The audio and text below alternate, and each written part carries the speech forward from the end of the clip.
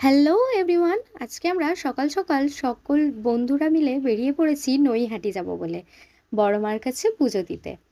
হঠাৎ করেই আমাদের প্ল্যানটা হলো সকালবেলায়, আর আমরা বেরিয়ে পড়লাম।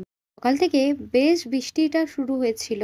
আমরা তো ভেবেছিলাম হয়তো যেতে পারবো না, তবে লাস্ট পর্যন্ত সবাই রাজি হলাম। আর বৃষ্টিটাও একটু থেমে গেছিল। আমরা পৌঁছে গেছি।